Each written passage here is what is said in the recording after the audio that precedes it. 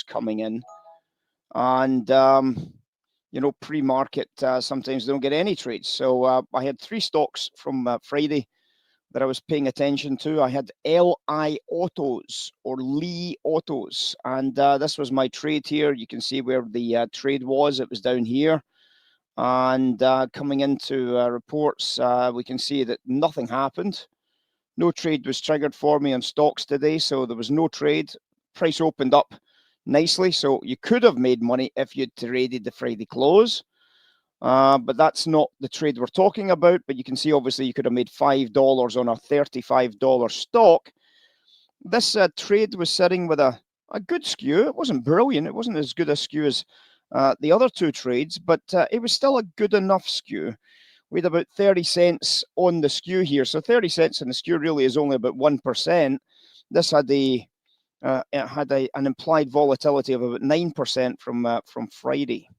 So a little bit obvious, a little bit easy, but only if you took the trade at the cash close, you would have made some money. But if you're waiting for the discount, you never got it. No trade on LI. Moving on to the second stock, PPC, and this is PPC here. It's Pilgrim's Pride. And you can see again that this is a brilliant bullish trade here from the close just there. So you can see again, there's my buy order resting just in there at 28s. You can see that the trade closed at 28.90s and it got a very nice pop to $31, $2 on a $20 stock, in line with the market implied volatility of 6, 7, 8%. And a very, very nice trade again from Pilgrim's Pride. Now, the trade we did get filled on, but we literally got tuppence halfpenny on it, was Fidelity.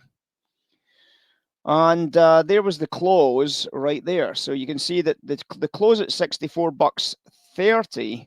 We're looking at this as a discount price of about $62. So I'm looking for about a $62 bid on this trade.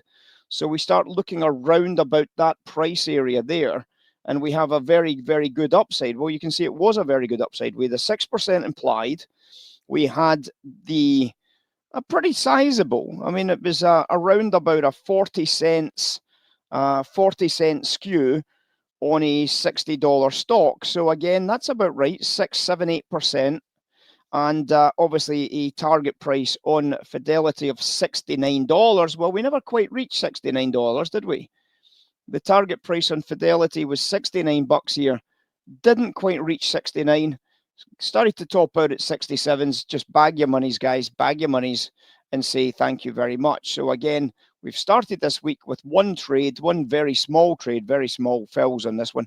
But the good thing is, you could still have potentially have came in at the cash open, because obviously you're still way below this cash close price, and with the skew still in place, you know you've still got a good upside potential in this trade. So a good start to the week, solid enough, reasonable start, and it puts us in a good frame for the rest of the week. Now tonight, we've got a lot of potential stocks. We've got U, 12.7 implied, ZM, 6.9, IRBT, 20.3%, AES 7%, HLX 10.5%, DHC 12.9%, and ATSG 17.6%. So a lot of big implieds tonight available post-market.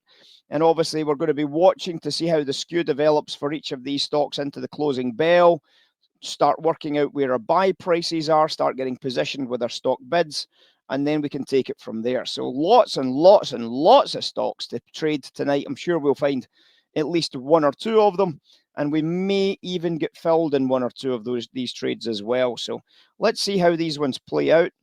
And if you've taken the pre-market close from Friday, you've made a lot of money this morning on those earnings reports against the skew that was available on the Friday's closing bell. So well done for anybody that's following through this process. Great trades, lovely outcomes.